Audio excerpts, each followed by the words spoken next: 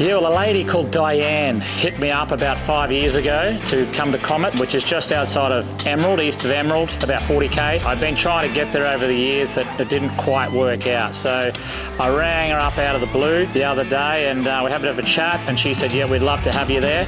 Yeah, it was awesome to get to Comet. We visited a school. I think they had 8 kids in the local school. Spoke to the principal, a few kids, interviewed them. I think their parents actually, some of them work at the feedlot, about another 40k out on another road there. They also have a massive big blue cat bulldozer designated for Dolly's dream, and they also do a lot of fundraising out there with that as well. So massive thanks to Cat because normally their vehicles are all yellow.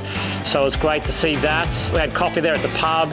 Great old pub there too. I met Larry, the caretaker, at the showgrounds. There's so many great people, horse trainers, dog trainers, Australian champion next door to the showgrounds there, big AJ. So it was just great to mingle with those locals, and you know, it's a great agricultural area as well. They're growing cotton, they've got beef cattle, horse trainers, dogs, you know, so it's quite a productive area, and it was great to have a yarn and immerse ourselves in that little environment and community for a few days.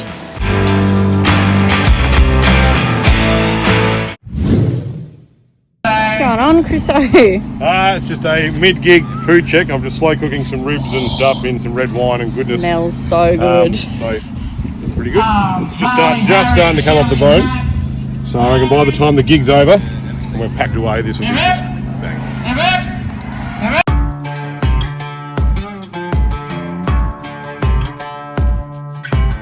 Yeah, we did a show a few years ago just out of Rockhampton at Westwood, and some people there said that we should actually try the Caves showground. I think it must be about 20 minutes out north of Rockhampton. It's a beautiful part of the world. I met an old fella there called Rob. I think his father built the actual showground all out of post and rails about 1975. It was before I was born, and they're still standing up. All the rails are still there. You could just, as he was telling me all about the history, you know, you could picture all the camp drafts, the rodeos, the picnic events they had out there with all the community, and it's still going strong out there at the moment, you know. So, and even on the night, you know, they had the massive lights up and great amphitheatre looking down. It was again very cool to catch up with people from the Northern Territory.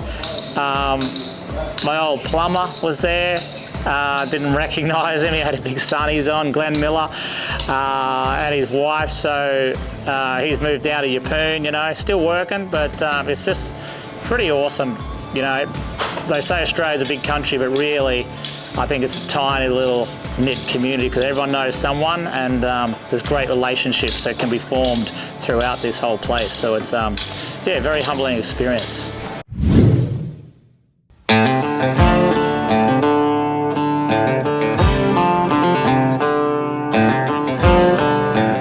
Yeah, so we just pulled up in Calliope here. I've been meaning to come to Calliope for years. I met Jim McAdam up on Campfield Station and Susie years ago now. I think I went there 2003 and travelled through that area, and I was breaking in a lot of horses, probably 20 or 30 every year on Campfield Monogeny stations up there for that company. And Jim would always, at the end of a night, we'd have a beer with each other, and we'd always talk about horses, cattle, camp drafts, horse breeding, best horses he'd ever had. And he was just a inspiration, always had a good yarn. He had a great sense of humour, and I wrote a song called Wearing Out Leather, yeah, for him, and hopefully we'll sing that to you today. It was really great he's always humbugging me to get back here to Calliope, so we finally made it. Poor old Jim passed away. Yeah, due to cancer. So a lot of his family are rocking up today, so it's going to be very sentimental and awesome to be here. And I know that he loved camp drafting, and even earlier in the year I was up at Catherine at one of the camp drafts there, and the cattle were a bit tough to pick, so I kept asking Jimmy from upstairs to help me out, and mate, every cow he picked me that day was an absolute cracker. So I know he's still around, I know he's listening, so here's to you, big fella. Yeah,